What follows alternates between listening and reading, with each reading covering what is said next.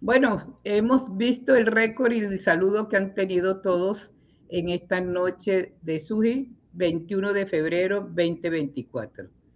Como le decía anteriormente, muy buenas noches a todos, estimados estudiantes, docentes y participantes en general. Le habla la doctora Verde, directora de esta aula virtual SUGI de View University.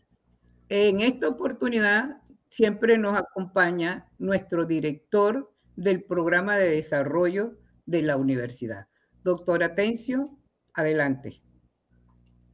Muy buenas noches tengan todos, bienvenido doctora Sandra, muchísimas gracias por el espacio. De verdad que como universidad comprometida con el desarrollo profesional, pues siempre buscamos generar estos encuentros que lidera la doctora Sandra por años y que sin duda alguna tributan al desarrollo de los soft skills que tanto anhelamos en el marco de la formación integral de nuestros estudiantes.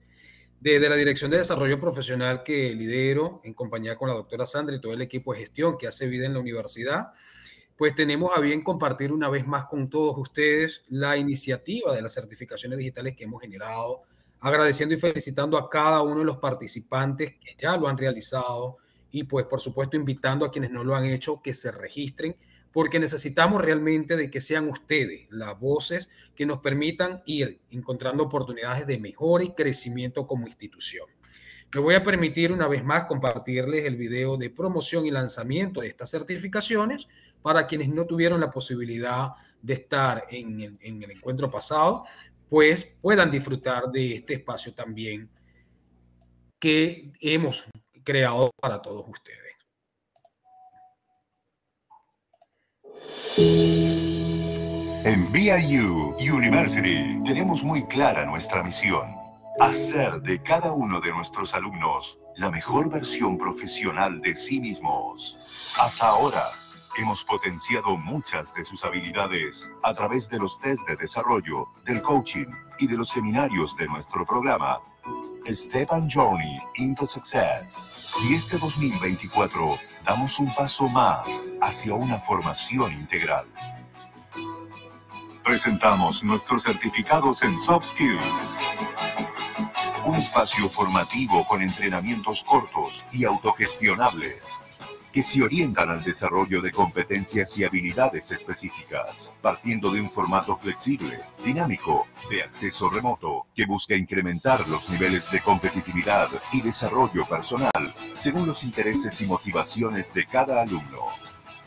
Soft Skills es una experiencia de microlearning que potencia el desarrollo de habilidades blandas como la inteligencia emocional, resolución de problemas, liderazgo, gestión del tiempo, comunicación efectiva, trabajo en equipo, resiliencia y gestión del cambio, pensamiento crítico y creatividad e innovación.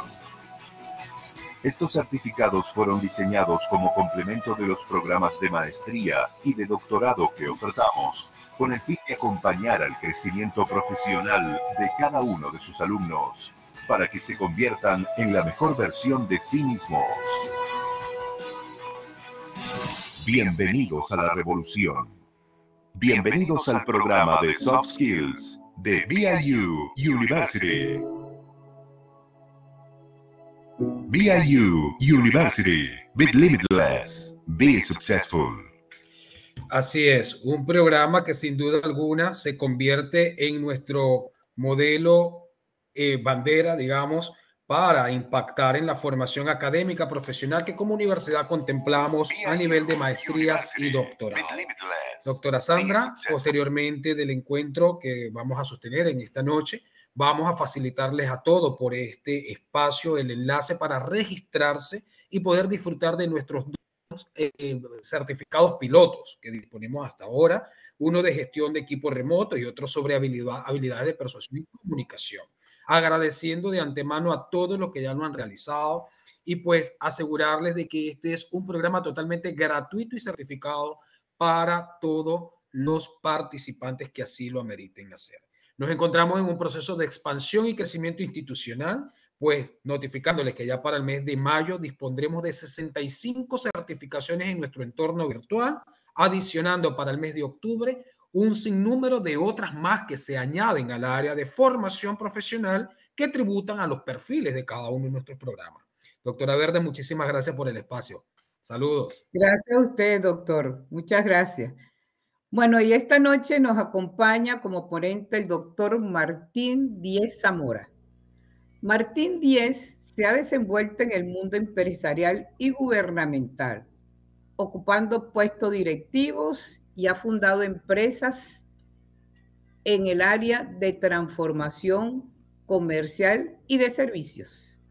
En lo académico se ha desempeñado en puestos directivos en diferentes universidades de México y como profesor en su especialidad ha impactado cátedra en diferentes universidades en México, Nicaragua, Colombia y España. En 1998 establece Mercadies. Mercadies es una agencia de inteligencia de mercados y estudio de opinión. Actualmente es líder en el sur y occidente de México, con clientes en México, Perú, Colombia y España. Él es licenciado en economía, con especialidad en mercadotecnia, con una maestría en desarrollo regional y otra en educación. Y es doctor en educación y obtuvo un alto diplomado en neurociencia cognitiva y el diplomado en neurobiología del comportamiento. Es conferencista internacional, autor del libro 10 mitos del neuromarketing, es profesor de posgrado en México, Colombia, España, y nosotros tenemos la dicha de ser parte de nuestra facultad aquí en View University. Él nos presentará esta noche el seminario titulado La neurociencia en educación. Él les va a explicar cómo va a ser el procedimiento, de esta clase magistral que vamos a compartir en esta noche de hoy y en otro evento próximamente. Él señala que la neurociencia y la educación es una neurodisciplina para el entendimiento biológico de los procesos de enseñanza-aprendizaje que nos permite entender mejor cómo transmitir conocimiento y cómo mejorar el aprendizaje de habilidades duras como las habilidades blandas. Muy buenas noches a todos. Vamos a estar atentos. Doctor Martín Díez Zamora, el auditorio espera por usted. Muchas gracias, doctora. Buenas noches a todos y pues muy agradecido de que nos estén acompañando.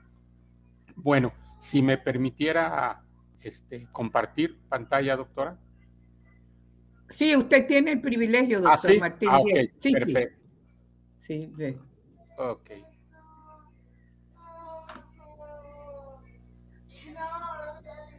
Déjeme que hay un micrófono abierto, voy a ver cuál es, porque hay un ruido.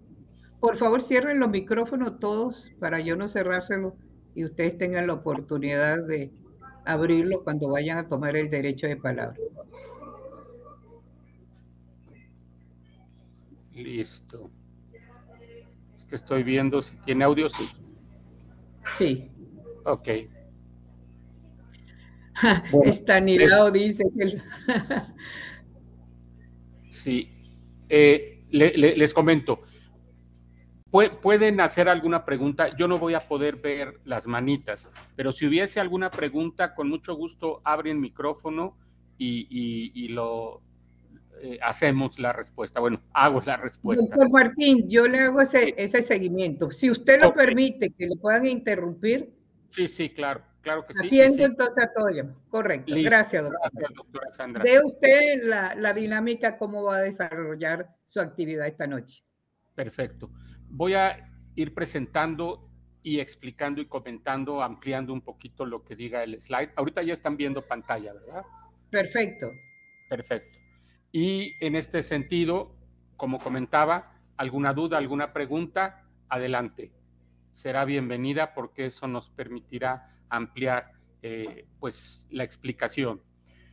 Me gustó mucho, la doctora Sandra me hizo favor de compartir el documento en donde precisamente se plantean las fases del desarrollo del programa.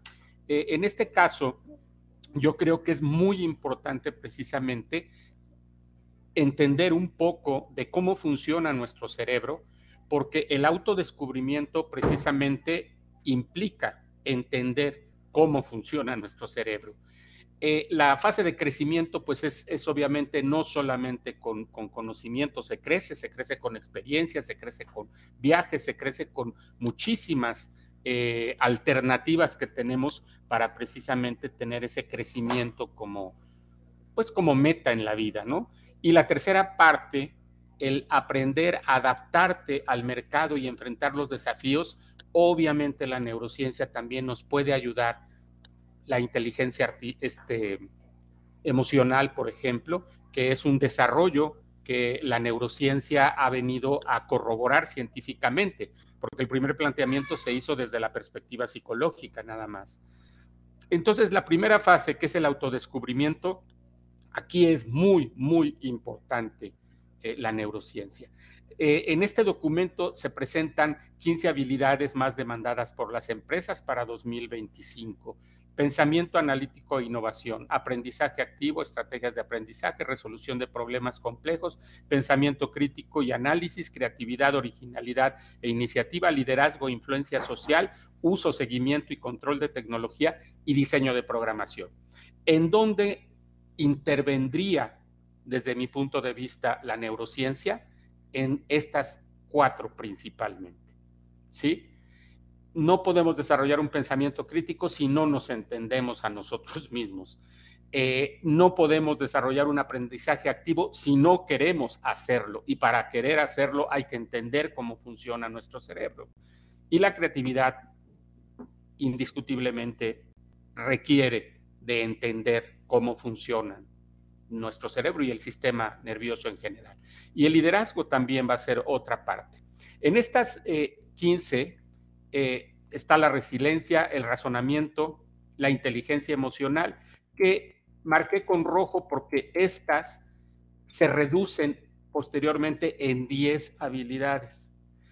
Aquí lo interesante es que, según Audiolis, que es una empresa de formación precisamente, nos dice que las 6 habilidades más valoradas por las empresas son estas. Entonces, si se dan cuenta, ¿sí?, cuando ya checamos las 5 habilidades que plantean las 15 iniciales del documento, pues lógicamente todas de estas 6, que sería el resumen, la neurociencia tiene obviamente que ver con ellas. Entonces, si se dan cuenta, eso nos permite entender mucho mejor los procesos que requeriremos para aprender, para tener resiliencia, para tener inteligencia emocional, etc. Una pregunta que se ha planteado siempre incluso desde la filosofía, es si verdaderamente los humanos tenemos un libre albedrío. Esto es muy interesante porque las diferentes neurodisciplinas que se han ido desarrollando al incorporar la neurociencia, como es el caso de la neuroantropología, nos dice Roger Bartra, maestro emérito de la Universidad Autónoma Nacional de México, y además, bueno, con una cátedra en Oxford y demás, escribe un libro que se llama El cerebro antropológico o antropología del cerebro. Y en este caso es muy interesante lo que plantea de que el libre albedrío, basado en el filósofo Baruch Spinoza, establece que esto lo podemos lograr en la medida en que tengamos mayor educación y cultura científica. Esto es, él le llama exocerebro, y eso lo van a entender posteriormente en la plática, en el desarrollo de la plática. Y obviamente, si tenemos esa mayor educación y cultura científica, tendremos un mayor rango en nuestro libre albedrío. Esto es interesantísimo porque hay una discusión bien fuerte si existe o no, dado que sí tenemos en este caso muchísimos comportamientos autonómicos, pero definitivamente yo soy de la idea que plantea el doctor Bartra y que en este caso emana de la filosofía, desde mi punto de vista, el Dios en el que creía Einstein era precisamente el planteamiento que hace Spinoza de lo que es el Dios. Entonces es muy interesante toda esta discusión, porque obviamente van a encontrar por ahí textos que van a decir que no existe libre albedrío por toda la parte autonómica o preconsciente que existe en el comportamiento. El aprendizaje son los cambios del comportamiento en función de la experiencia, y la memoria es el mantenimiento y consolidación de esos cambios del comportamiento.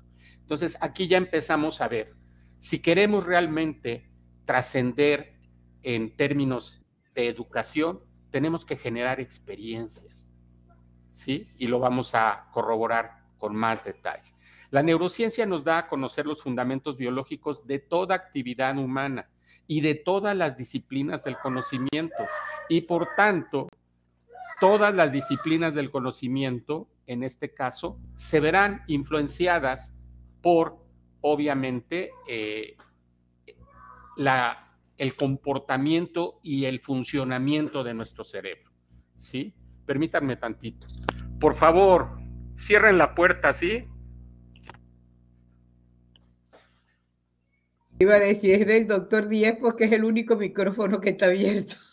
Sí, exacto, pero es que tengo a mis 2 nietos aquí y ay. Imagínense, 4 años y medio y 9 años y medio. Estamos Okay. atentos, doctor. Adelante. Sí, gracias. La neurociencia es una aglutinadora de neurodisciplinas. Esto lo planteo precisamente en el libro que escribí, 10 mitos del neuromarketing. Entonces podemos hablar de neuroanatomía, de neurofisiología, de neuropsicología, de neurotecnologías, de neuroeconomía, que es un área muy importante dentro de las disciplinas de negocios. Y me encanta esta frase que escribe el doctor Eric R. Kandel, que es premio Nobel en el año 2000 de fisiología, que es lo que se también denomina premio Nobel de medicina. Y él dice, la biología mental, que es como le llama a la neurociencia, nos brinda la posibilidad de un humanismo que combine las ciencias que se ocupan del mundo natural y las humanidades que tratan del significado de la experiencia humana. Entonces, la neurociencia cobra una importancia a partir de 1990, que incluso en esa década se le llama la década del cerebro o la década de la neurociencia, porque el crecimiento que se tiene en neurotecnologías nos permite, en este caso, ir entendiendo poco a poco. Nos falta mucho, porque es inmenso este tema, era lo que comentaba con la doctora Sandra en un principio, pero se está construyendo. Y obviamente a la vez se están construyendo estas neurodisciplinas, como puede ser la neuroeconomía o la neurociencia del consumidor, que por desgracia se le denominó neuromarketing y se ha posicionado mucho el término y casi podríamos decir que no lo podemos cambiar. Entonces, la neurociencia es esta aglutinadora. Ahí tenemos la neurociencia del consumidor, es una neurodisciplina en proceso para llegar a ser una neurodisciplina académica. En cambio, la neuroeconomía y la neuroeducación ya es, en este caso, ya son estas dos neurodisciplinas académicas, ¿sí? ¿Por qué científicas? No, porque estamos en el proceso de hacerlas cada vez más científicas, ¿sí? Sin embargo, ya existe muchísima experimentación, que es lo que nos va dando una comprobación en las ciencias fácticas, nos va dando precisamente la consolidación en hechos de lo que nosotros estamos planteando en ideas, ¿sí? El neuromarketing podrá considerarse como una estrategia dentro de lo que es el marketing. Finalmente yo no le pondría neuromarketing, pero bueno, es una discusión que también está. Y sus bases serían la neuroeconomía y la neurociencia del consumidor. Entonces, estas dos neurodisciplinas académicas ya están consideradas y ya hay muchos neurocientíficos que están trabajando en ellas. Uno de los grandes divulgadores de la neurociencia, el doctor Antonio Damasio, dice en su libro El error de Descartes. ¿Por qué el error de Descartes? Porque Descartes, en su famosísima frase, decía, pienso, luego existo. Y lo que ha demostrado la neurociencia es que no podemos pensar si no existimos, ¿no? Porque obviamente si nuestro cerebro no funciona, obviamente no podemos pensar. Y por desgracia hay humanos que no pueden pensar debido a patologías y a una serie de cuestiones. Entonces ahí está claro, ¿no? Existo, entonces pienso. El lector puede haberse sorprendido por mi insistencia de tantos hechos. Son inseguros y de que tantas de las cosas que pueden decirse del cerebro se definen mejor como hipótesis de trabajo. Y esto es muy importante.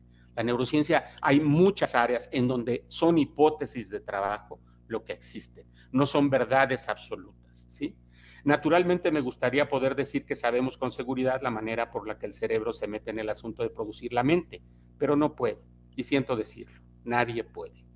Entonces, esto es como para hacerles ver que mucho de lo que por desgracia está escrito en artículos, en fin, por ejemplo, sobre neuromarketing, son falacias o mitos, como le llamé yo a mi libro precisamente, ¿no? Porque realmente la neurociencia todavía está en un proceso.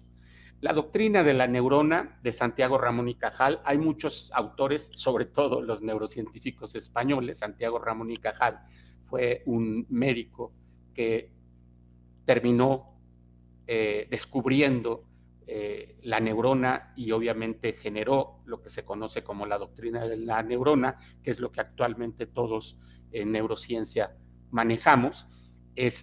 Premio Nobel de Fisiología en 1906, uno de los primeros premios Nobel.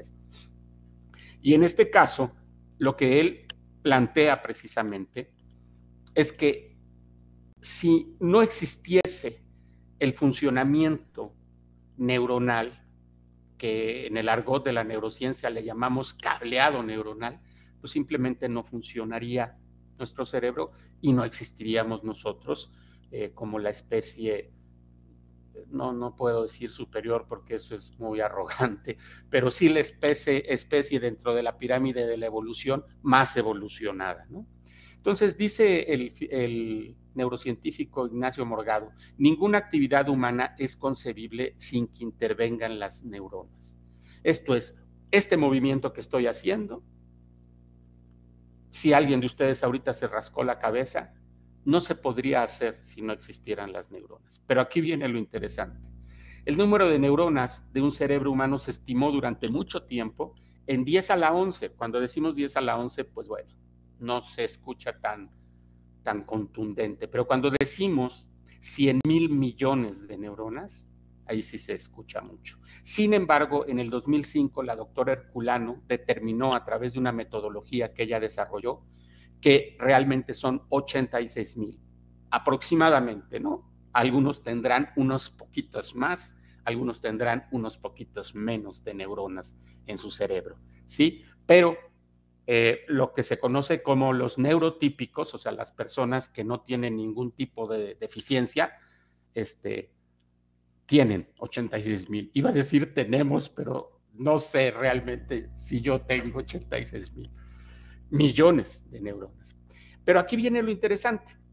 Una sinapsis se parece más a un microprocesador.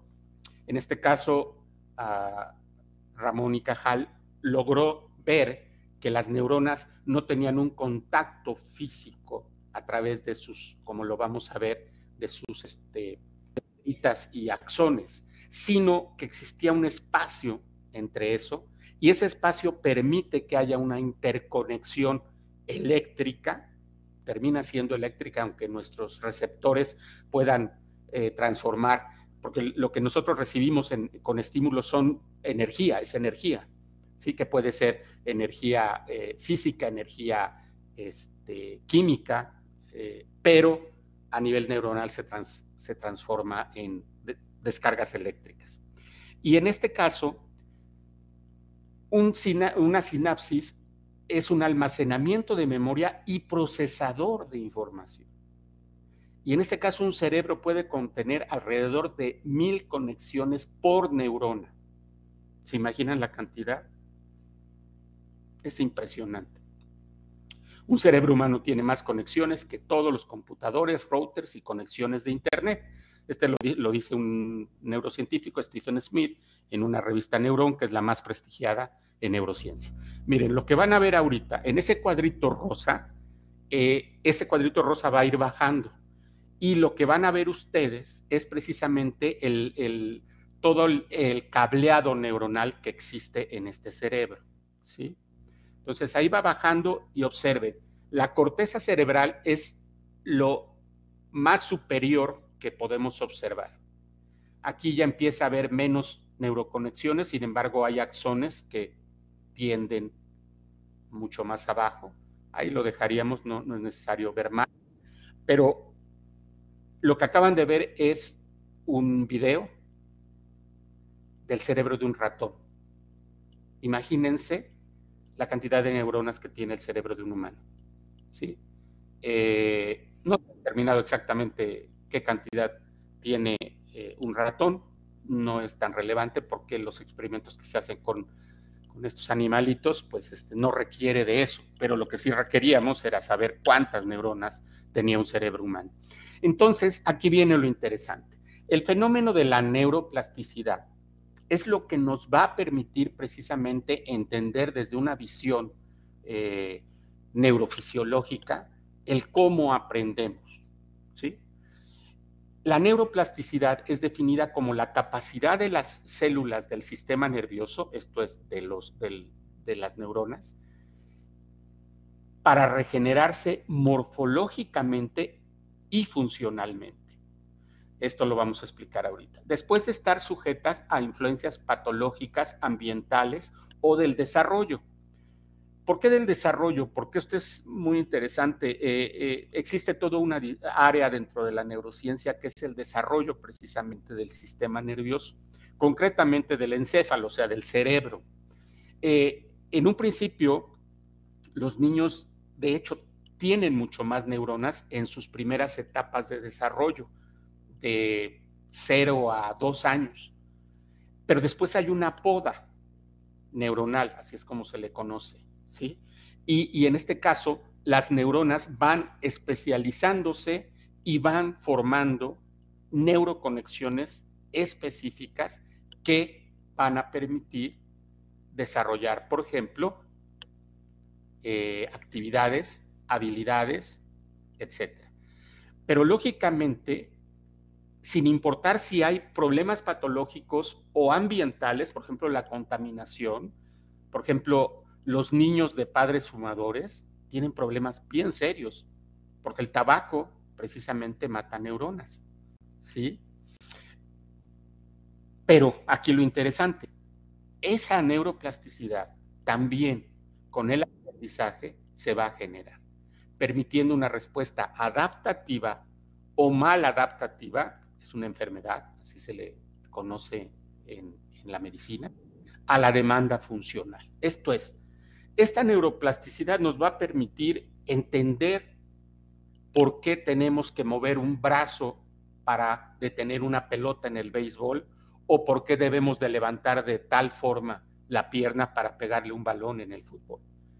Pero también nos va a permitir, en este caso, aprender nuevos idiomas, aprender nuevos conocimientos, etcétera, ¿no? Entonces, la neurona es lo que están viendo ustedes ahí en la imagen. El axón es, vamos a decir, la principal conexión de cada neurona. Sin embargo, si se dan cuenta, hay muchísimas ramificaciones además del axón, pero el axón es el principal y además, bueno, hay muchas cuestiones importantes, contiene la mielina, en fin. Y esto es lo interesante. Y el potencial de acción, que es el intercambio entre una neurona y otra, es precisamente ese chispazo eléctrico que se da. Entonces, la neuroplasticidad puede ser estructural o morfológica y funcional. ¿En qué consiste? Bueno, la estructural o morfológica es que se genera una nueva neuroconexión. Sería así. Ahí antes no había neuroconexión en esa parte y ahora ya la hay. O funcional, ¿qué quiere decir?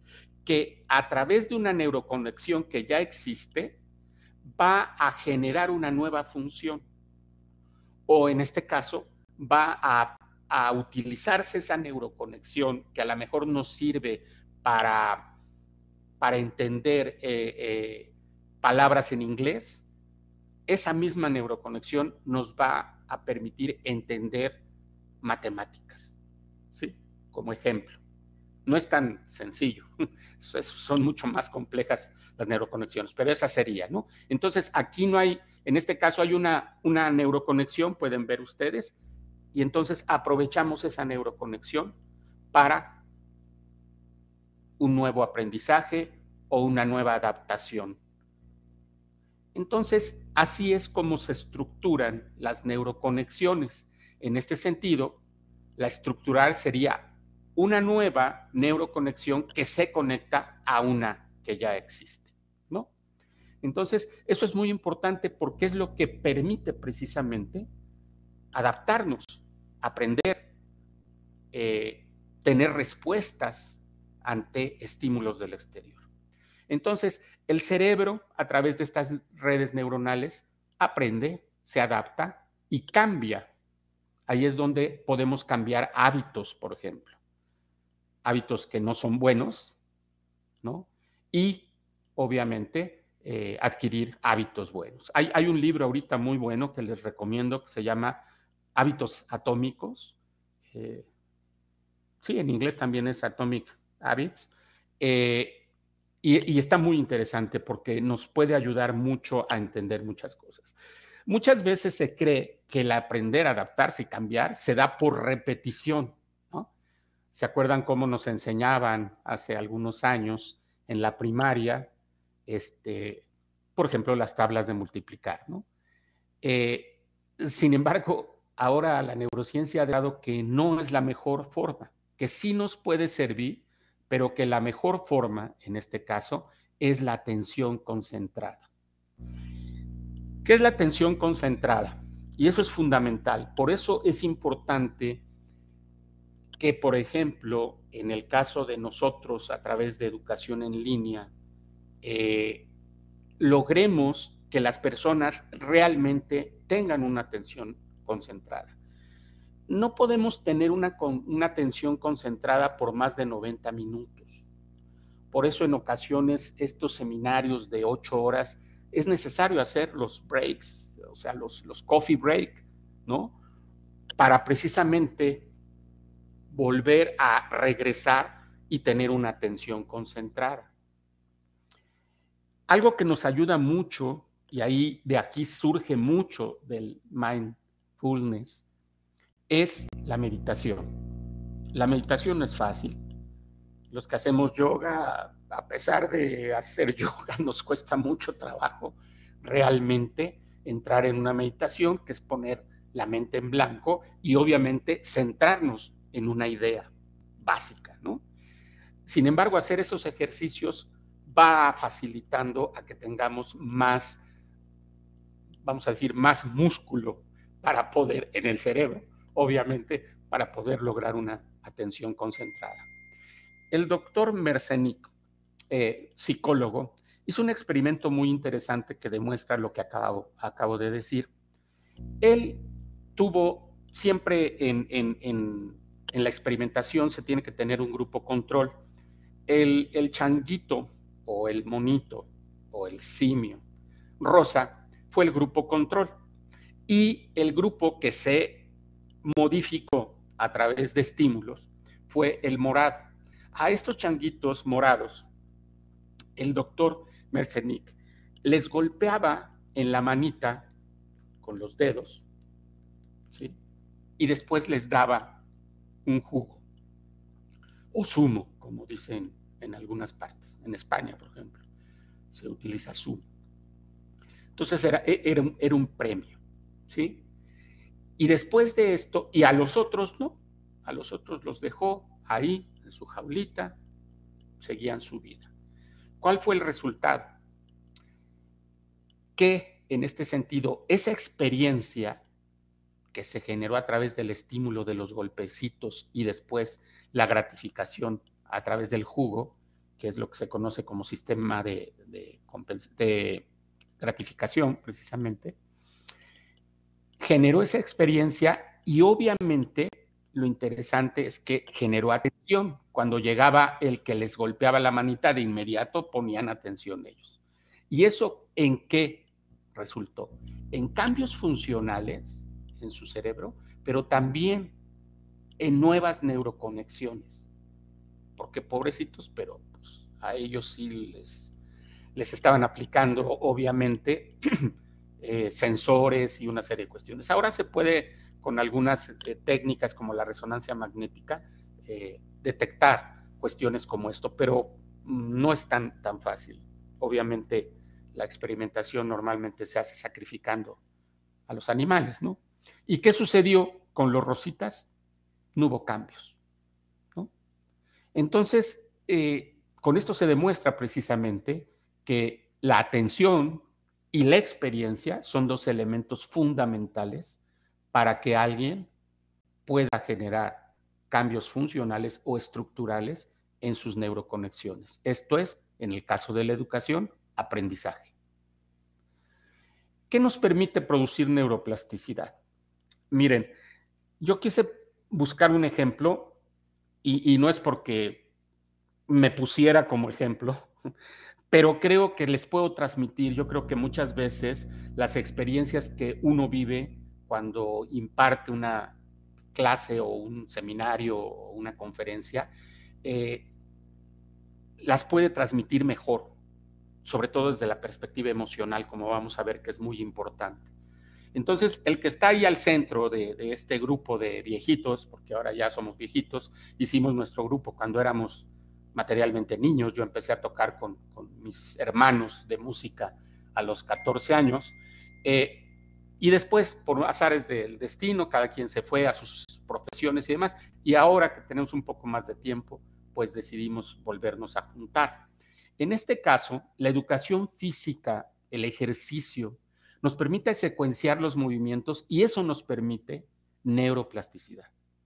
O sea, generar o nuevas neuroconexiones o utilizar neuroconexiones para nuevas funciones. Pero la música activa todo el cerebro de una forma simultánea. Entonces, lo que yo voy a tocar en este momento es la quena.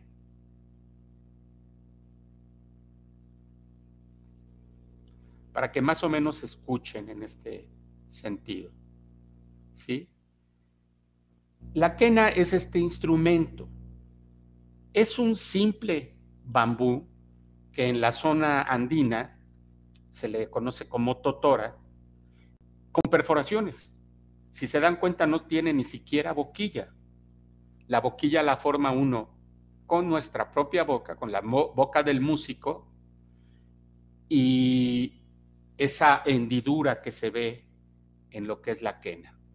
Entonces, obviamente tenemos que controlar respiración, tenemos que controlar muchísimas cuestiones físicas y, lógicamente, cuestiones eminentemente mentales, porque hacer música en grupo tenemos que estar coordinados precisamente con todos. Entonces, la música yo se lo recomiendo enormemente.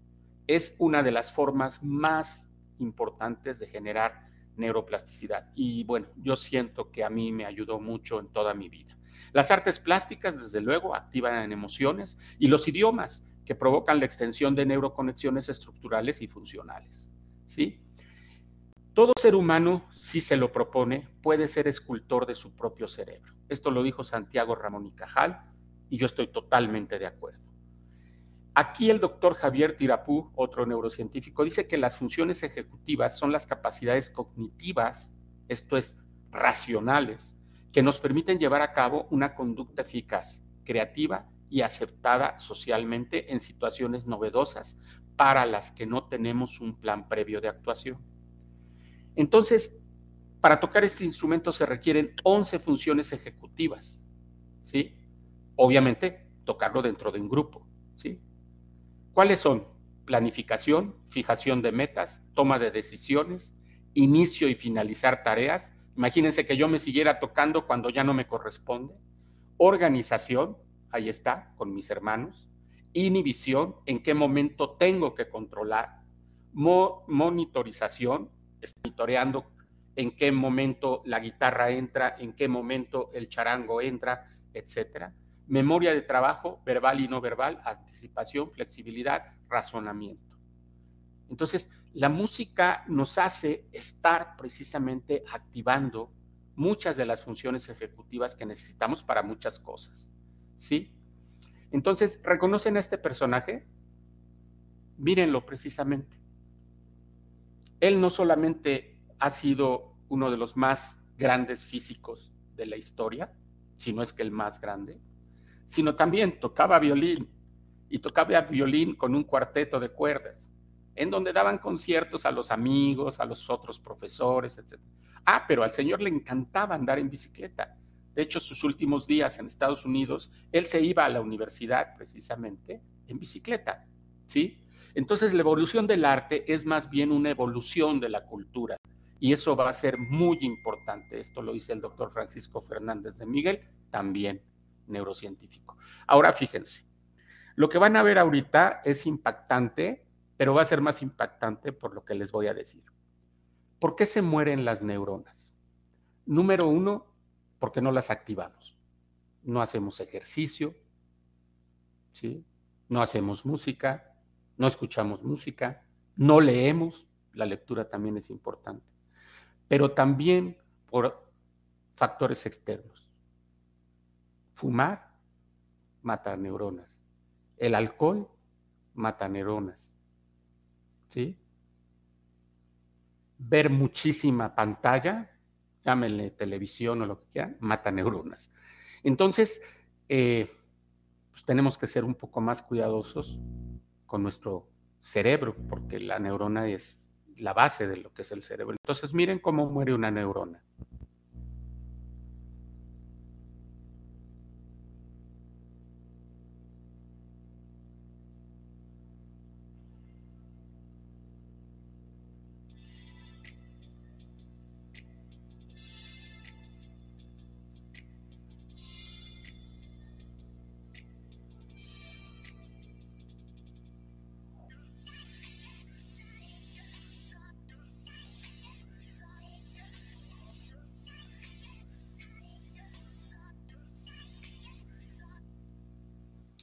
Impactante, ¿verdad?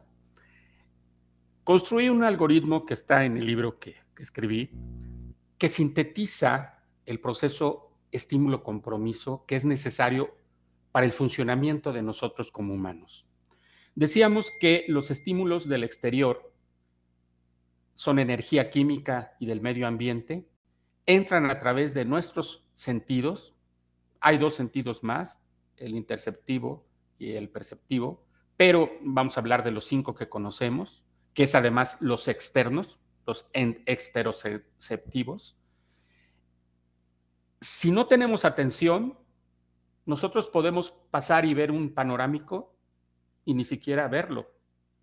O en su defecto, pasar por un lugar donde huele de alguna forma y al no prestarle atención no lo percibimos.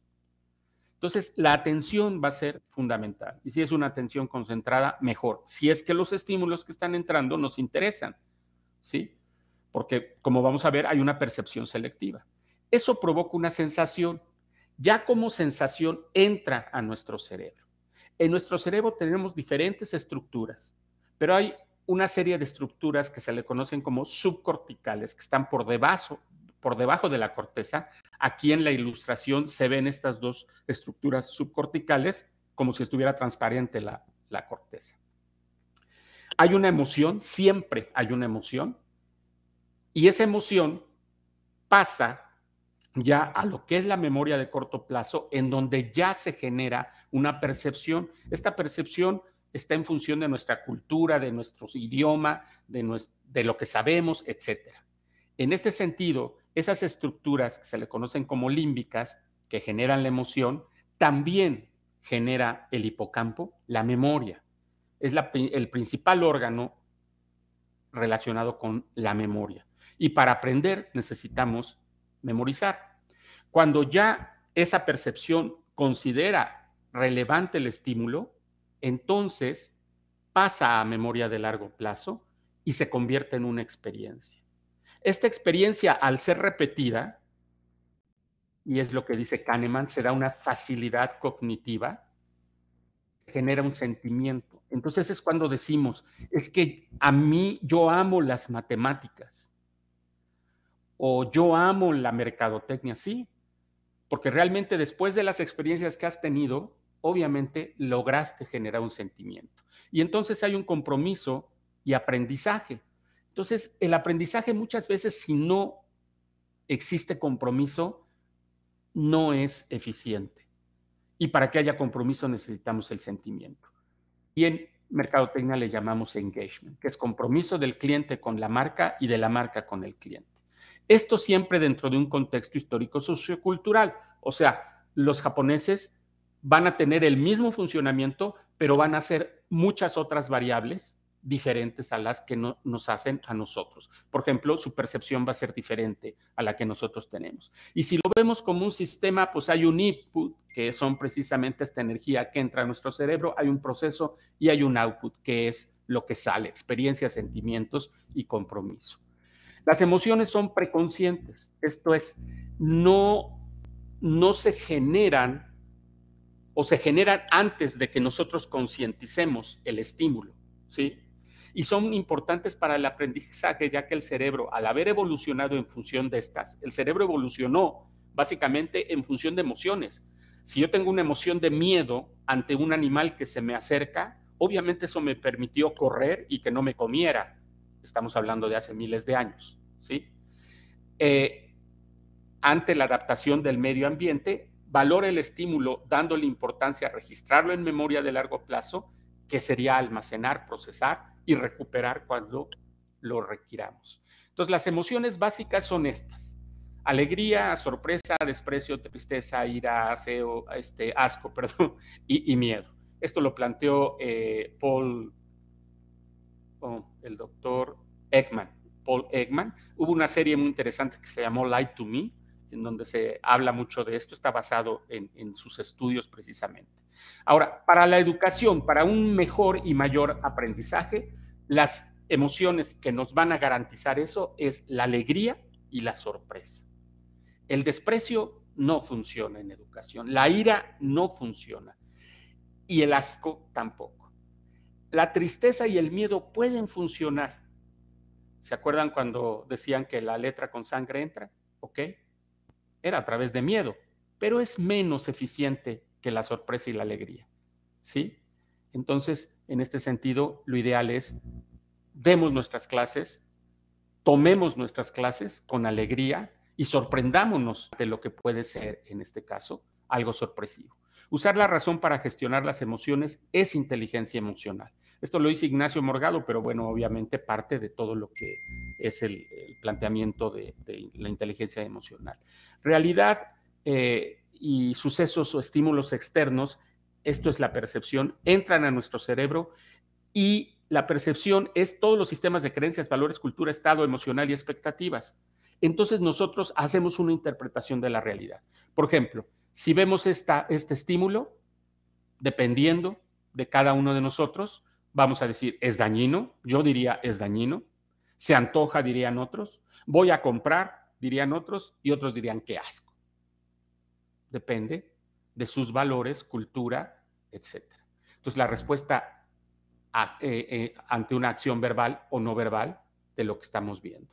La percepción es muy cultural, ¿sí? Entonces, la memoria de largo plazo se divide en explícita, es la episódica, cuando nací, quiénes son mis padres. La semántica es la cultura, la información general, 2x2, 4, quién descubrió América, etc.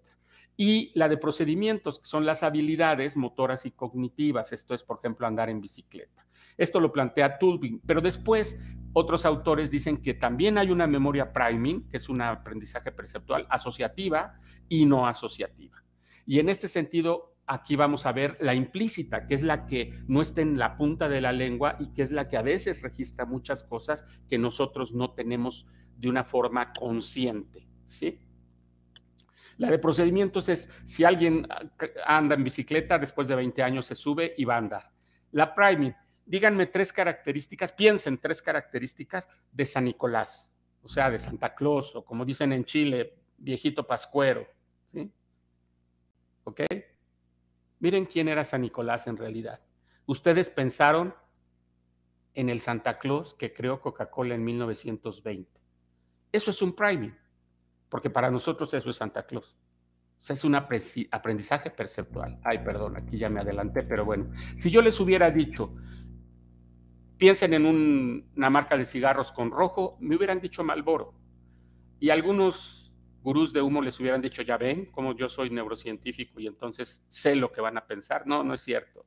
Es una memoria asociativa. El color rojo está asociado con la marca de Marlboro. Y la nueva... Sí, perdón. No, excelente, excelente. Estoy disfrutando. Ay, gracias, doctora. Y la no asociativa es donde entra la educación, es donde entra el marketing, es donde entra todo lo que el humano puede comunicar a otros humanos. Y esto se da a través de sensibilización y habituación. La neuroantropología, como les había comentado, plantea el concepto del exocerebro, concretamente del doctor Roger Bartra. ¿Y qué es el exocerebro? Lo que está fuera de nuestro cerebro, pero que va a contribuir a entender ciencias, cultura, tecnología, educación. Los lentes, por ejemplo, son parte de ese exocerebro, porque mi cerebro no está recibiendo bien los estímulos visuales, pero los lentes me permiten hacerlo. Entonces, ese exocerebro va a jugar un papel muy importante. Sin embargo, tenemos sesgos cognitivos. Cuando existe una presión para tomar decisiones, nos volvemos intuitivos y nos basamos en conocimiento parcial. Esto es muy, muy común. Entonces, por ejemplo, se conoce como sesgo de aversión a la pérdida o evitación al riesgo. Por eso nos duele más perder $50 que ganarlos. Y eso ya está en experimentos realizados, ¿sí? Por eso nos cuesta tanto pagar, ¿sí? Y cuando viene un pago importante en una fecha determinada, caray, nos empieza a dar vueltas la cabeza porque es un sesgo. Cuando en este sentido, ¿qué es lo que podríamos decir? Oye, yo ya me comprometí a pagar mensualmente $50, pues los tengo que pagar, ¿no? Pero ese es el sesgo. Existe el sesgo del halo, ver a las personas que se presentan frente a un auditorio como héroes y los magnificamos. El efecto marco depende de cómo recibimos la información, nosotros la valoramos, la disponibilidad, y el efecto confirmación. O sea, cuando ya tenemos nosotros una idea muy metida en la cabeza, es muy difícil, en este caso, aceptar nuevas ideas. Por eso es importante y por eso muchas veces se dice hay que desaprender para aprender, ¿sí? Entonces, usar la razón para gestionar los sesgos, así como usar la razón para gestionar las emociones, era la inteligencia emocional. Yo planteo que usar la razón para gestionar los sesgos es inteligencia conductual, porque finalmente esos sesgos lo que nos bloquean son muchas veces las acciones, las conductas. Entonces, la hipótesis del sistema 1 y 2, que es un planteamiento de la neuroeconomía del doctor Kahneman, psicólogo ganador del Premio Nobel de Economía en 2002, lo que nos dice es que si logramos, hay un sistema 2 que se concentra, que emplea mucho más análisis, estadística, en fin, ¿no? Vamos al supermercado por una mayonesa, la mayonesa de siempre, la tomamos y la ponemos en el súper. Pero nos recomiendan una nueva mayonesa. Vamos, la tomamos, analizamos, vemos el contenido, vemos cuánto peso tiene, vemos a cuánto sale cada... Si nos convence, entonces ya después llegamos y la ponemos. El sistema 1 actúa rápido automáticamente y entonces lo que planteo es que bajo esta hipótesis, este proceso de habituación cognitiva automatizada nos puede llevar a un conocimiento autonómico. Así es como nos aprendimos las tablas. Pero si nosotros hacemos una experiencia con ábaco, los niños aprenden mucho más fácil las tablas que estar repitiéndolas, ¿sí? Lo que antes se decía memorizar, ¿no?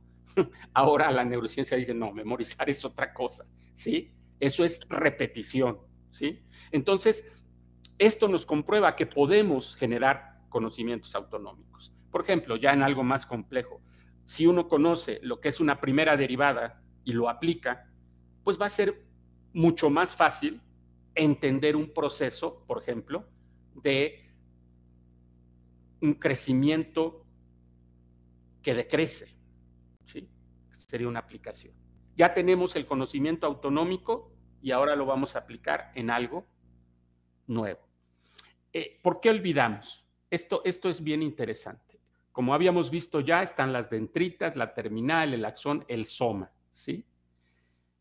Olvidamos porque pusimos poca atención al aprender, porque perdemos sinapsis, ¿sí? Y ahí está precisamente, y si no, pregúntenle a un alcohólico. De hecho, es una enfermedad, es una adicción finalmente, ¿sí? Yo tuve a mi hermano mayor con esa enfermedad y al final, pues lógicamente ya no era el mismo, porque fue una persona muy culta, él fue pintor y demás. Interferencias o ruido, estamos tratando de aprender algo. Hace un ratito, yo estaba, si se dieron cuenta, tuve una dinámica diferente en la exposición en el momento en el que ya se fueron mis nietos con su papá, ¿sí?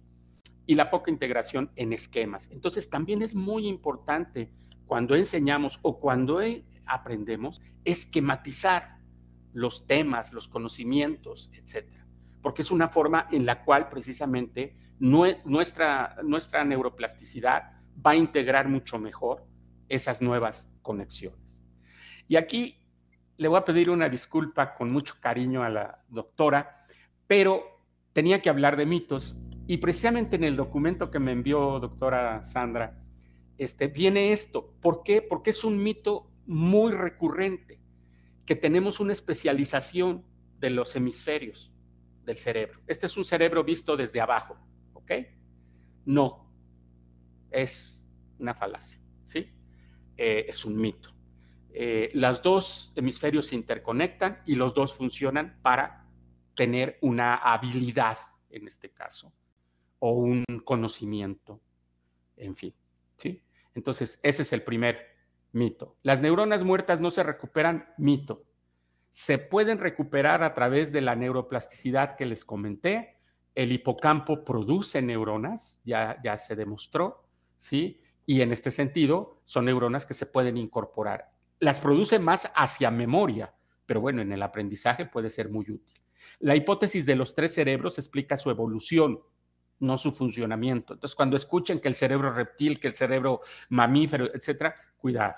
Fue un planteamiento del doctor MacLean y en este caso es para hablar de la evolución que tuvo el cerebro, no cómo funciona, porque en realidad el cerebro es único. Esa división en tres funciona. De hecho, finalmente su planteamiento fue el cerebro triuno, que es los tres funcionando al mismo tiempo. Lo publicado por los medios masivos de comunicación sobre neurociencia aplicada a la educación confiables, no, por favor, tengan mucho cuidado, mucho cuidado. Hay muchos medios que por ganarse una noticia hacen barbaridad. Y la letra con sangre entra. Creo que quedó muy claro que la emoción del miedo no es muy buena en la educación. Miren, una neurocientífica mexicana, lo que...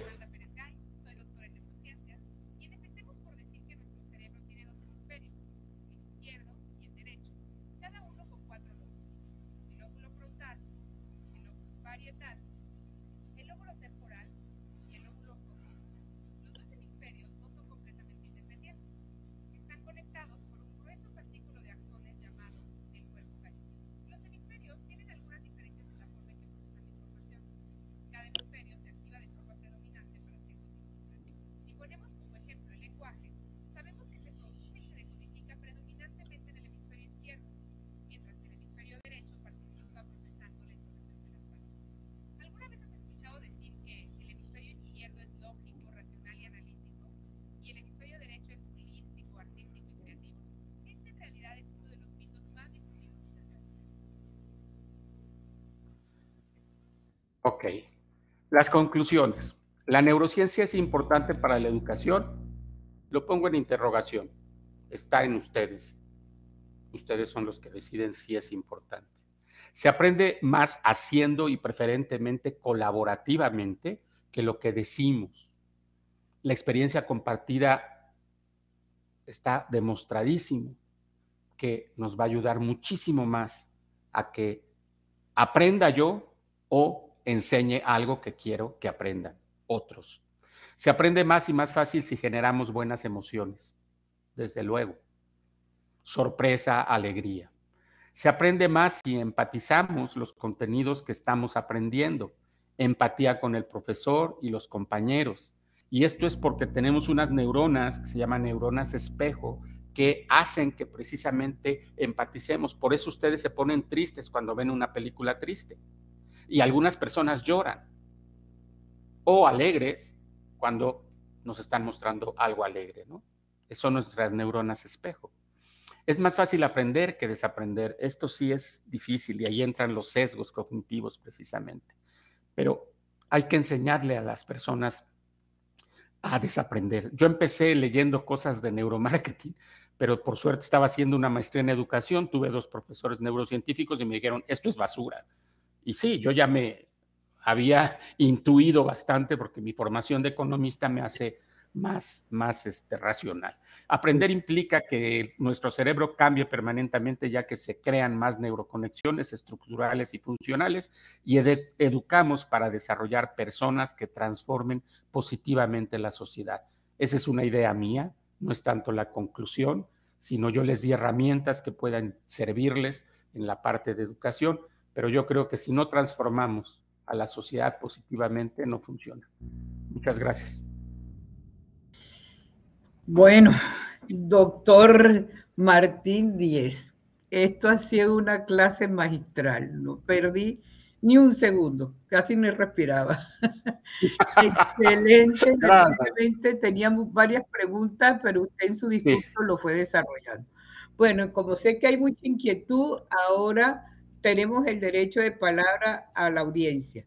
Como la costumbre, levanten la mano y de esa orden doy el derecho de palabra. Aquí hay mucha gente que tiene dominando, trabajando con neurociencia. Después le voy a llegar un artículo que trabajé sobre los mitos y una tesis doctoral que dirigí con relación a mitos de la neurociencia, pues, de eso, del cerebro. Que eso que se llamó en una oportunidad de la programación neurolingüística. Exactamente.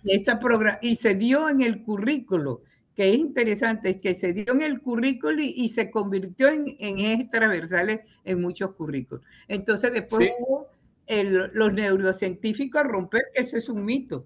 Y de ahí luego llegó ese material. Adelante, Estanislao de la Cruz. Realmente saludar la participación del doctor Martín. Creo que con esa exponencia tan clara que desarrolló, las preguntas quedaron todas aclaradas. Yo tenía algunas preguntas, igual que usted, doctora, pero en el transcurso de la exposición pues fueron respondidas. De verdad, una participación magnífica y muy clara y muy productiva. De verdad, mis felicitaciones. Muchas gracias, muchas gracias. Elba Florella. Buenas noches. Yo sí tengo una duda y yo discuto mucho eso porque uno escucha o los estudiantes dicen, Julanito de tal es más inteligente que Julanito de tal, ¿cierto? Y yo considero que la inteligencia, y quiero que usted me corrija, no nacemos con una inteligencia, sino que desarrollamos la capacidad de inteligencia como para través del método o de la disciplina. Pero escucho demasiado que es que esta persona nació inteligente. Y yo siempre me pongo como cuestión la inteligencia. ¿Uno nace con esa capacidad, con esa inteligencia, o se desarrolla en el proceso que vamos creciendo, que vamos tomando una disciplina y un método? Esa parte quisiera que me de alguna manera me quitaras o me aclararas esa duda. Sí, claro. Mira, precisamente cuando les comenté sobre lo que es el neurodesarrollo, cuando esto empieza desde la concepción, desde que en este sentido a las 8 semanas ya tenemos un cerebro incipiente, a las 8 semanas de haber sido fecundado un óvulo. Entonces, desde ahí empieza el neurodesarrollo, y si hay problemáticas en ese neurodesarrollo de diferentes formas, problemáticas sociales, pobreza, violencia, etcétera, Obviamente, fumar, por eso los doctores sugieren que las madres no fumen, drogas, etcétera. Claro que va a haber una problemática en ese cerebro. Después, hay 7 años fundamentales para el desarrollo de un cerebro que tenga, vamos a llamar, las mismas capacidades neurotípicas. Esto es igual a todos. A partir de ese momento empiezas a desarrollar, ¿sí?, todo lo que puede ser. Pero si en esos 7 años tuviste problemáticas sociales, violencia, etcétera, tu cerebro no va a ser igual al del promedio. Entonces, sí se hace, pero tiene que haber condiciones para que se haga. Cuando es el neurodesarrollo fetal, ahí sí, pues pobrecita de una persona que tuvo eso, porque sí van a ser con problemáticas. Pero entonces, la respuesta no puede decirse nace o se hace, sino va a depender, ¿no? No sé si fui claro. Gracias, doctor. Cristian Fabián. Hola, doctora Sandra, ¿cómo está? Muchas gracias.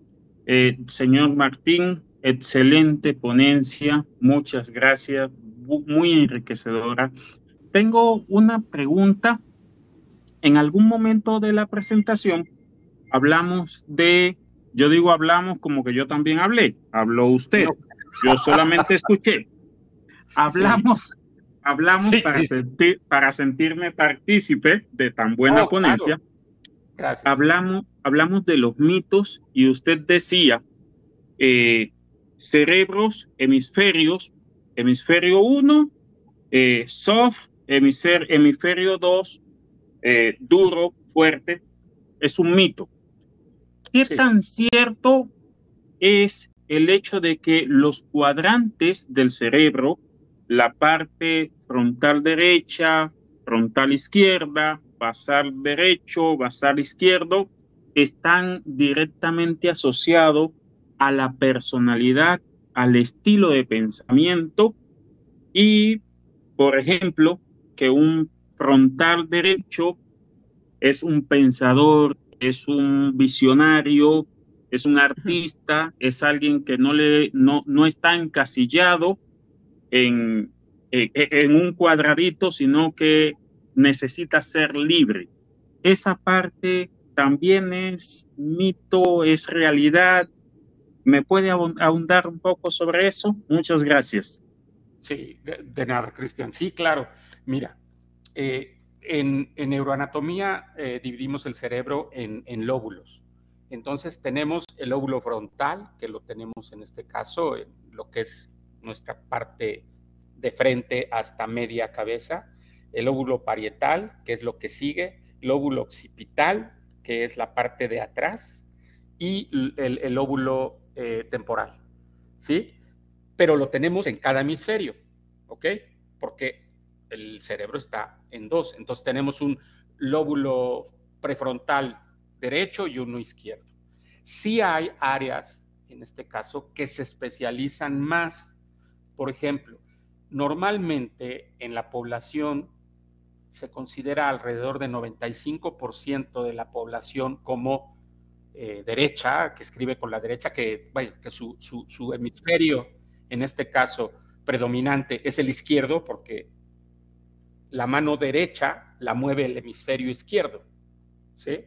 Está cruzado en el cerebro, ¿sí? Sí hay áreas de especialidad. Por ejemplo, el temporal izquierdo controla lo que es el lenguaje, lo que es el hablar, y de hecho fueron de los primeros descubrimientos de la zonificación del cerebro, ¿sí? El doctor Broca tenía un paciente que nada más podía decir tan. Cuando murió le hizo la autopsia y en este caso se dio cuenta que tenía un tumor precisamente en esa zona que ahora se llama zona de Broca y que es la que procesa el lenguaje. Pero la semántica, o sea, el entendimiento, está en otra área que en esa misma época, 1860 por ahí, el doctor Wernicke determinó para la parte de procesos. Pero finalmente lo que me dices es que hay partes especializadas totalmente. No. Por ejemplo, el cerebro prefrontal, orbifrontal, esto es arriba de nuestros ojos, es muy interesante porque procesa las emociones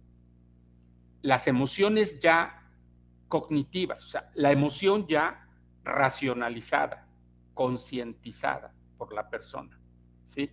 Y hubo un caso muy famoso en 1840 y tantos también, desde ahí empezaron los primeros descubrimientos de Phineas Cage, que una barra de acero le destrozó precisamente esa parte. Y entonces él dejó de tener, en este caso, un filtro emocional y se convirtió en una persona desagradable. Después de haber sido un capataz en la construcción de los trenes en Estados Unidos, increíble, ameno y demás, se convirtió en un ogro, en una persona que ya no filtraba las emociones. ¿Por qué? Porque se quedó sin lóbulo frontal o orbifrontal, ¿sí? Sin la parte del lóbulo orbifrontal, porque la barra de acero le perforó y le destrozó esa parte.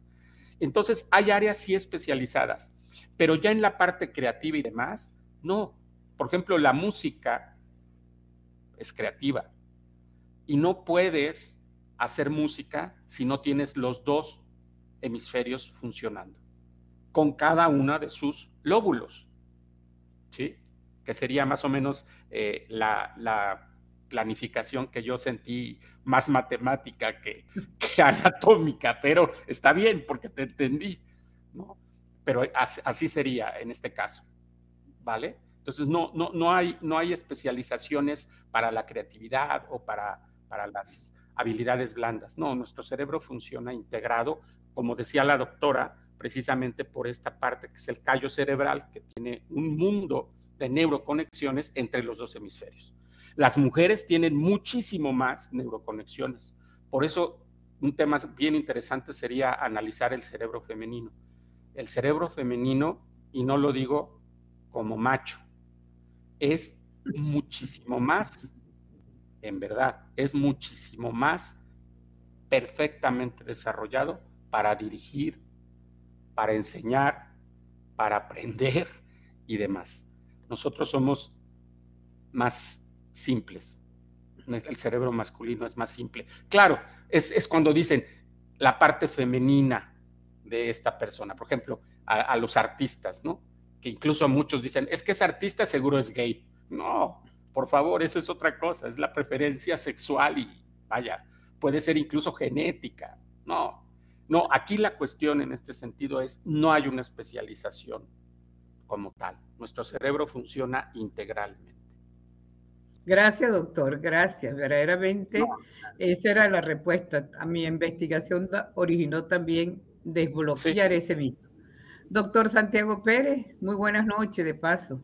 Siempre bienvenido. Hola, ¿qué tal? Muchas gracias, buenas noches. ¿Me escuchan? Sí, perfectamente. ¿Qué tal, doctor Martín? Mis felicitaciones. Gracias, Santiago. Una preguntita. Nosotros sabemos que ciertos animales, por ejemplo, en el caso de los patos y las gallinas, y siempre me ha llamado la atención porque en algunos casos la gente del campo suele poner un huevo de gallina para que lo incube una pata, pero cuando nace el pollito, decimos nosotros, en nuestra ignorancia, la conducta instintiva del pollo hace que no ingrese al agua, instintivamente le llamamos. Pareciera que fuera un conocimiento de partida o de base.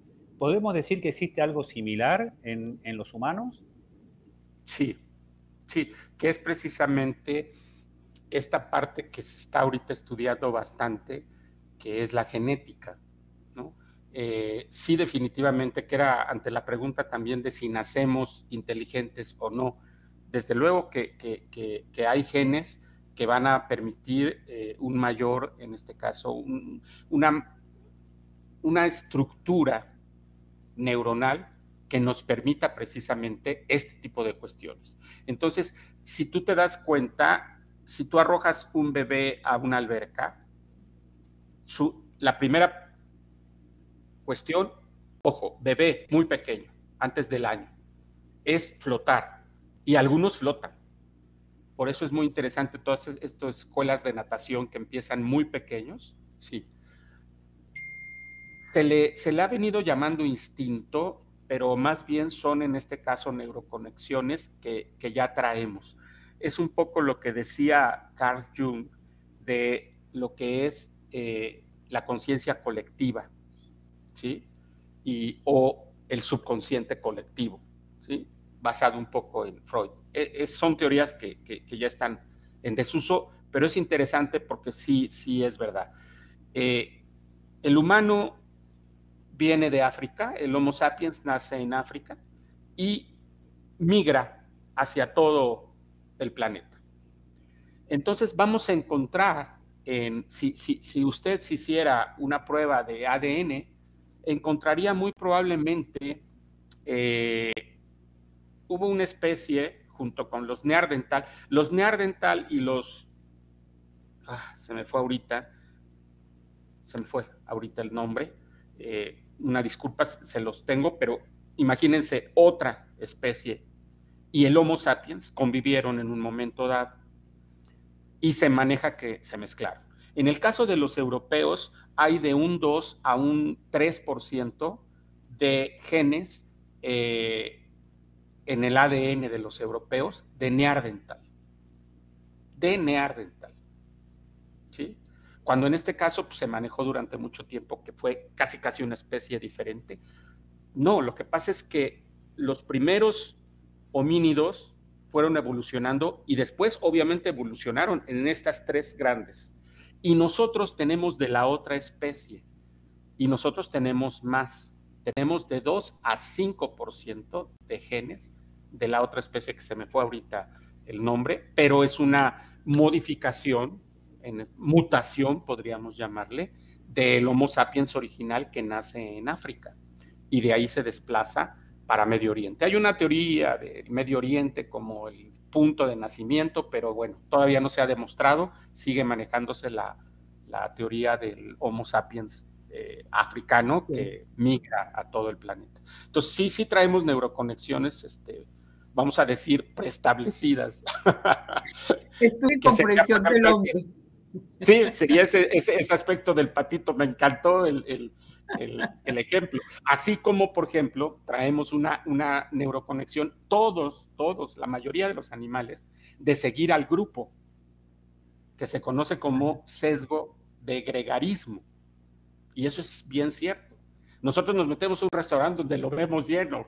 Nunca entramos a un restaurante, sobre todo cuando me pasó en San Diego, ¿no? Llegamos a una plaza comercial muy grande y había un fast food gigante, bueno, un court food muy grande y dijimos, mi esposo y yo, ¿dónde comemos?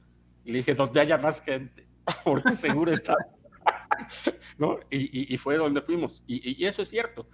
Por ejemplo, lo que sí, el pollito, lo que sí sigue es a la pata con los patitos detrás. No se mete al agua, pero sí sigue a la pata. Sí. Bueno, aquí tenemos mano levantada. Edison Duclair. O Duclair. Adelante. Sí. Edison Duclair es un nombre en francés.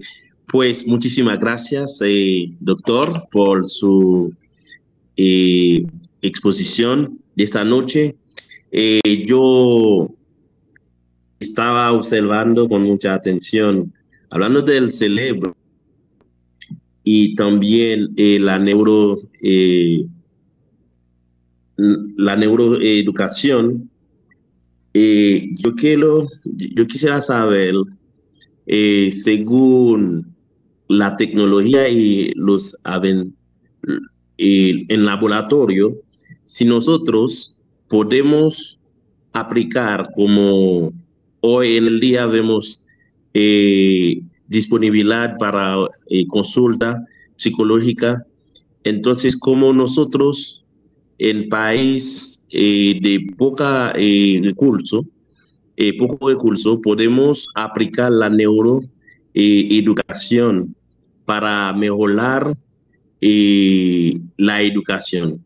Un ejemplo, nosotros como neuroeducadores, ¿cómo podemos utilizar las herramientas y técnicas para ofrecer una mejor educación? Eso que yo quiero saber. Entonces, el rol directamente un neuroeducadores en nuestro centro de educativos.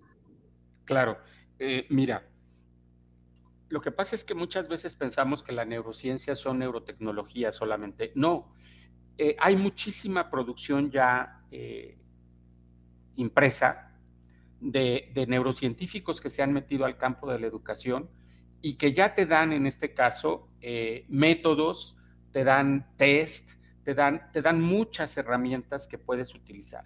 No necesitas realmente, a menos que quieras hacer una investigación muy concreta, de neurotecnologías para poder desarrollar neuroeducación. Ya existen muchos textos, muchos libros en castellano. Creo que hablas francés, ¿verdad? Sí, Tu lengua francés. materna es francés. Sí, francés. Exacto. Entonces, en francés también. A mí, yo no lo hablo ni lo leo, pero hay algunos textos que me he metido y con el traductor de San Google lo soluciono, lento, pero lo soluciono. Entonces, hay mucha bibliografía ya. Por ejemplo, parte de lo que yo di, yo no di nada de neurotecnología. Entonces, sí lo hay y creo yo que definitivamente lo puedes aplicar. Hay muchísimo. Como por ejemplo, o sea, generar emociones. Es algo muy sencillo, pero generar emociones de alegría o de sorpresa es lo mejor, en este caso, para que el aprendizaje sea más eficiente. Ahí tienes un ejemplo, ¿no? Y ya estás aplicando neurociencia, porque esto está demostrado neurocientíficamente.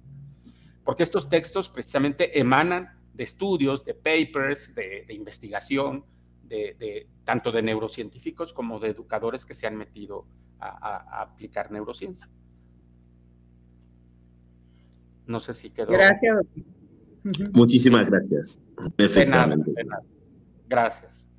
Helmut Hurtado. Buenas noches, doctor. Hola. Hola, Helmut.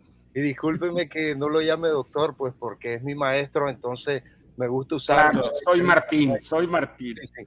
Maestro, usted al inicio de su conferencia hoy comenzó hablando un poco acerca del tema del libre albedrío. Y me quedé con la duda y todavía estaba dudando si hacer la pregunta hoy o mañana que estuviésemos en la clase con el grupo. Pero bueno, no dejemos para mañana lo que podemos hacer hoy. Se hablaba acerca del libre albedrío, que si existía o no existía. Entonces, mi pregunta es, partiendo del principio de Freud sobre el punto de vista psicológico que dice que la conciencia está dividida en 3 etapas, el ello, el yo y el super yo, para poder tomar decisiones, y esto nos lleva a lo que es la neurociencia y definir los conflictos internos. La pregunta es, si el ello me desarrolla a mí la parte primitiva como ser humano, la parte natural, el super yo que se encarga de la parte moral, de la parte normativa, de la sociedad, de la convivencia, y el yo como mediador significa que yo decido entre si me conviene o no me conviene. Puedo entonces afirmar que ese yo que menciona Freud desde el punto de vista del psicoanálisis es el libre albedrío. Sí, pero lo que te puedo decir es que por desgracia el psicoanálisis ya se considera una pseudociencia, porque muchas de las hipótesis de él, por ejemplo, en este sentido, no existe realmente, en términos de comportamiento humano, un super yo. Todo está entremezclado, ¿sí? Esa parte moral que él comenta, ¿no? Y que iba a frenar en este caso al ello, ¿sí? Pues no. La neurociencia simplemente te dice, hay procesos autonómicos, ¿sí? Que sería un poco lo que algunos autores mencionan, que precisamente por eso no podemos hablar de un 100% de libre albedrío, ¿sí? Pero finalmente esos procesos autonómicos, emociones, por ejemplo, llegan a la parte consciente, llegan a la parte cognitiva, y en este caso, finalmente, no necesitas un intermediario. Entonces, para la neurociencia hay procesos autonómicos y procesos cognitivos, o ejecutivos superiores, ¿sí? Entonces, la moralidad entra dentro de todo lo que ya tú tienes en tu memoria, lo que es la percepción, en tu educación, en tus valores, en tu cultura. Por ejemplo, ahorita está la discusión de cómo es posible que en México todavía por usos y costumbres sigan vendiendo a las niñas como tal. Y hay países, no solo México, en donde todavía es más terrible la situación. Entonces, pero se justifica supuestamente por una subcultura, ¿no? Yo considero que en este sentido, el tratar de explicar valores, exacto, el tratar de explicar fenómenos neuronales de comportamiento, pues ya no. De hecho, la escuela predominante ya de psicología actualmente es la psicología cognitiva, o sea, lo que también se le conoce como neuropsicología, ¿no? Y bueno, el psicoanálisis se quedó en una escuela que probablemente puede contribuir, en este caso, a ayudar a una persona, pero mira, yo te diría, por ejemplo, una depresión, nunca, si es una depresión química, nunca la vas a poder curar con psicoanálisis o con terapia. Vas a necesitar sales. Te va a ayudar la terapia psicológica. Pero si tú partes de hipótesis que no están comprobadas, ahorita ya están hablando en Argentina de neuropsicoanálisis, ¿no? O sea, ahí ya es una contradicción. No, yo no sé qué, sí, también. Sí, pero lo que pasa es que hay un chorro de psicoanalistas en Argentina, yo creo que el país que más psicoanalistas tiene. Entonces, sí, yo creo que ahí, si nos basamos en la cuestión científica, no nos serviría la explicación psicoanalítica para entender lo que es tu pregunta. Más bien es qué tanto es autonómico. Por ejemplo, tu respiración es autonómica, ¿no? No necesitas estar consciente para estar respirando. Es bien interesante en yoga cuando precisamente dejas de respirar en algunos ejercicios porque lo tienes que controlar. Y sí se puede, claro, hasta un límite, ¿no? Pero sí es muy importante eso. Por eso les hablaba yo de la meditación como una forma de focalizar la atención. Sí, bueno, ahora Luis Rodríguez también tiene inquietud.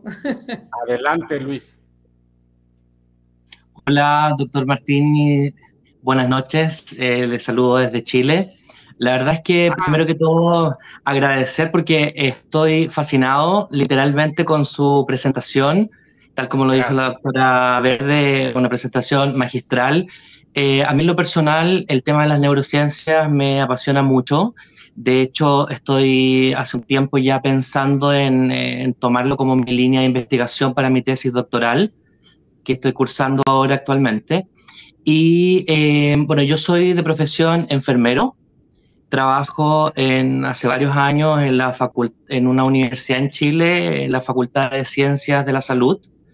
Y la verdad es que tengo cierta inquietud porque en nuestro país lamentablemente tenemos una incidencia de casos de patologías relacionadas con temas cerebrovasculares que ha ido aumentando, sobre todo en personas más jóvenes.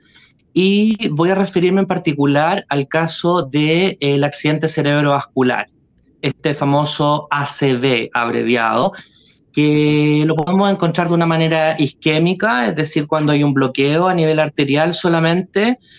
¿Qué medicamento lo podríamos decir que es menos grave que el accidente cerebrovascular hemorrágico, donde hay una ruptura, ¿verdad?, de una de las arterias cerebrales? Entonces, cuando estos pacientes reciben tratamiento post haber cursado un accidente cerebrovascular, sobre el 90% de los casos quedan con algún tipo de secuela, ya que nosotros llamamos de tanto física como tipos de afasias, etcétera, pero también hay algo que tiene que ver con lo que llamamos disartria, es decir, dificultad para poder comunicarse, dificultad para comunicarse de manera verbal, escrita, etcétera. Yo hago clases a adultos y he tenido en algunos casos estudiantes que han sufrido accidente cerebrovascular. Y al respecto mi pregunta es, en relación con un diseño, digamos, de estudio, ¿es necesario, considera usted, que las universidades, en este caso, debiéramos adaptar nuestros programas académicos para este tipo de estudiantes? ¿O más bien debiéramos continuar con el programa tradicional? En Chile estamos trabajando hace un tiempo ya para crear estrategias de inclusión, pero van más enfocadas en la inclusión física más que intelectual. Entonces me parecería como atractivo, pero no sé si será correcto o no crear planes de estudio distintos para este tipo de pacientes que han sido secuelados de un accidente cerebrovascular y que claramente van a tener una forma de aprendizaje mucho más lenta que el resto. Sí, mira, uno de mis compañeros, una de mis compañeras en el doctorado, yo me fui obviamente con énfasis en neurociencia, pero ella se fue a hacer una tesis, a hacer su énfasis en precisamente educación inclusiva. Y me hizo algunas preguntas durante el transcurso y precisamente yo le decía lo que te voy a contestar. Yo creo que sí es necesario porque es diferente en este caso a las problemáticas físicas, ¿no? Totalmente diferente. Y lo que dices es que por desgracia hay mayor incidencia. Y fíjate, no solamente en Chile, en México también tenemos mayor incidencia en este tipo de problemáticas.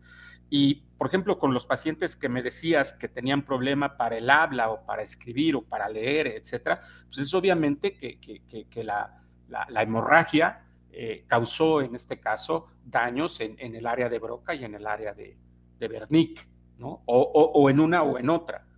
Ahí está claro. Pero sí hay definitivamente vamos a decir, no me gusta el término rehabilitación, hay una adaptación a través precisamente de neuroplasticidad.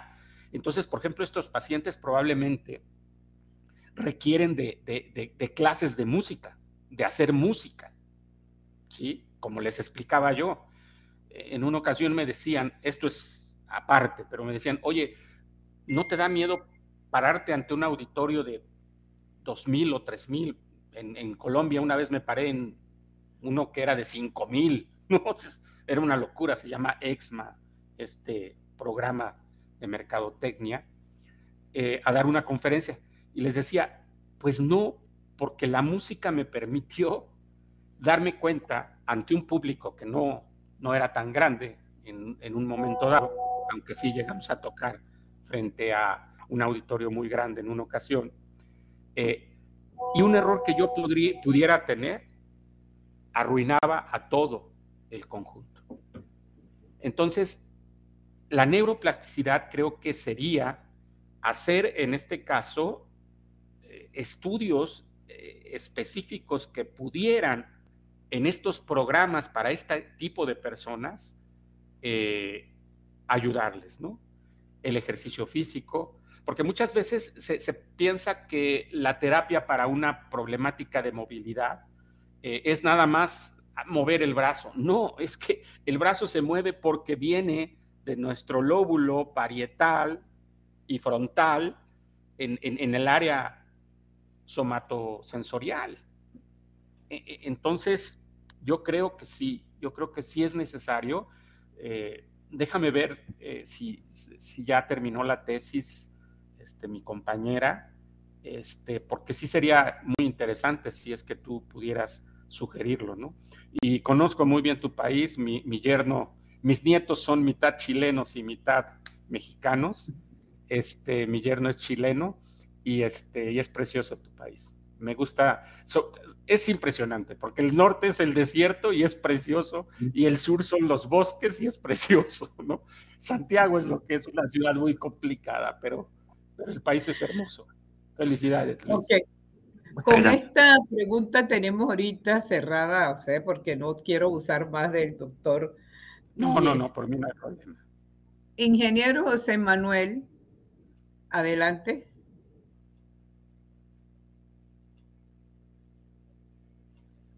José Manuel, pueden prender la cámara cada vez que entre. José Manuel, ¿me escucha? Wow, ¿será que no? ¿Aló, aló? Está conectado y tiene buena conexión. Sí. Vamos a compartir algo. Sí, buenas, ¿me escuchan? Sí, perfecto. Sí, muy buenas noches, doctora Verde y doctor Martín. Yo realmente soy ingeniero civil y en nuestra carrera, durante el desarrollo de nuestra carrera profesional, realmente nunca habíamos tenido la oportunidad de compartir opiniones en relación con la neurociencia y su contribución al desarrollo del proceso de aprendizaje. Mi pregunta en este caso, yo pienso que los métodos de aprendizaje tradicionales, pues en cierto modo muchos de ellos pues aplican de manera clara procedimientos que hoy están siendo definidos a través de la neurociencia. En el campo de la ingeniería, por ejemplo, los diferentes métodos de investigación que se utilizan para lograr obtener resultados confiables sobre problemas y situaciones que afectan a la humanidad y a los cuales se busca solución, pues en cierto modo se basan en el proceso de observación, investigación, experimentación y análisis de resultados.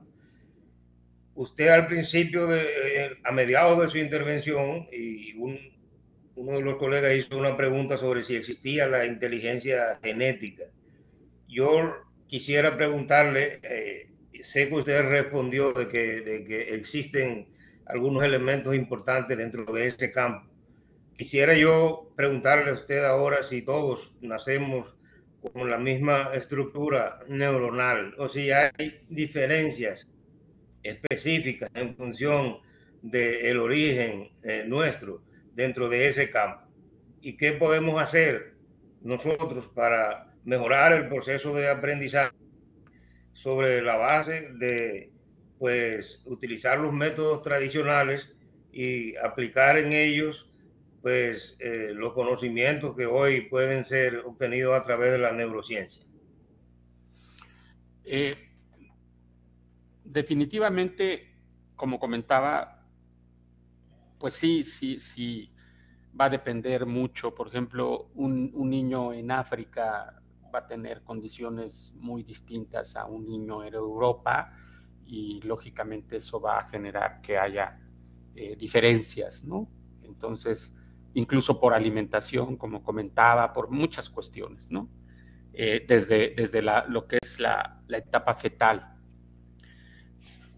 Pero en este caso, ante la pregunta de qué hacer, pues es romper paradigmas, ser divergentes en nuestro pensamiento. Entonces yo me imagino que si usted va a dar una clase de, no sé, se me ocurre resistencia de materiales, ¿no?, en el área de la ingeniería civil, y de repente les pone música a los alumnos y les dice que lo relacionen, en este caso, con otra cuestión, le puedo asegurar que el aprendizaje va a ser más eficiente, ¿sí? No que hagan música, ¿no? Ponerles música, ¿sí? Poner en este caso un video, O sea, este tipo de estímulos, como yo les decía, todo lo que entra a nuestro cerebro son estímulos, energía, básicamente, que se transforma en estímulos físicos, químicos, caloríficos, ¿no? Y los traducimos en electricidad nosotros dentro. Entonces, ese tipo de dinámicas son muy importantes. A mí me gusta mucho, precisamente cuando imparto una clase, ahorita estoy impartiendo Helmut como alumno, la de marketing, pues poner algunos videos de repente para que rompas incluso con los esquemas. Entonces, sí hay posibilidad de innovar, incluso en materias que normalmente ubicaríamos como duras, ¿no? Las famosas habilidades duras. Sí podemos crear en este caso efectos creativos, divergentes, que de repente nos permitan hacer eso, ¿no? No sé, se me ocurre, si se va a manejar la ingeniería civil, estructuras con acero, pues ponerles una música francesa y poner a la Torre Eiffel, e incluso llevar una Torre Eiffel y decir, miren, esta es una estructura que representa, y no nada más hacer lo que sería la estructura en acero, sino hacer que incluso la estructura en acero puede ser arte y puede ser uno de los principales objetivos de mucha gente en el mundo de viajar a París, ¿no? Entonces, yo creo que se puede, ingeniero. Sí, muchas gracias por la información. Y es precisamente lo que observamos en otros campos también, como en las prácticas de ejercicio, de gimnasio, en donde se colocan la ambientación y mucha gente que quizás sin eso pues no haría nada, pero genera un ambiente de satisfacción que le permite pues ir hacia adelante con lo que está desarrollando. Exacto. Bueno, ¿qué más le puedo decir? Muchas gracias, doctor Díez, por su dedicación, su clase magistral. La audiencia, en verdad, que nos tiró piropo a todas las damas aquí y solamente una fue valiente de hacerle una pregunta y nos arroparon a los caballeros. Próxima invitación a participar. Bueno, y para concluir esta actividad de hoy, el doctor Díez parafraseó a Ignacio Morgan, abro comillas, usar la razón para gestionar las emociones es inteligencia emocional, aunque él en su libro habló de otro tipo de inteligencia basado en esta reflexión, porque las emociones son preconscientes, son manifestaciones de nuestros organismos ante estímulos externos e internos que no han ayudado a sobrevivir. Son importantes para el aprendizaje, ya que el cerebro al haber evolucionado en función de las emociones ante la adaptación al medio ambiente, valora el estímulo, dándole importancia a registrarlo en memoria de largo plazo. Almacena, procesa y recupera. Bueno, y muchas otras cosas también nos deja la reflexión. Gracias nuevamente a todos ustedes, doctor Díez, y al público presente también por su asistencia y participación. Un aplauso de pies al doctor Díez. Enhorabuena, deseándole un lindo sueño y a descansar hasta el próximo miércoles 6 de marzo 2024 a las 7:30 hora de Miami. Muy buenas noches. Buenas noches. Muchas gracias. Gracias. Gracias por todas las felicitaciones. Gracias. Y gracias por todas las felicitaciones, de verdad. Feliz noche. Gracias. Sí, tiene 53 felicitaciones en ese chat. Llegar. Y una audiencia de 107 participantes. Wow. Muchas gracias. Bueno, después conversamos parte 2, doctor Díez. Claro que sí, doctora. Excelente. Que sueñe con los angelitos. Gracias. Que sueñe con los angelitos todos. Bye. Igualmente, muy bueno todo.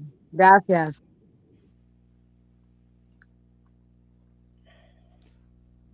¿Detiene usted la grabación, doctora? Sí, perdón. No, le iba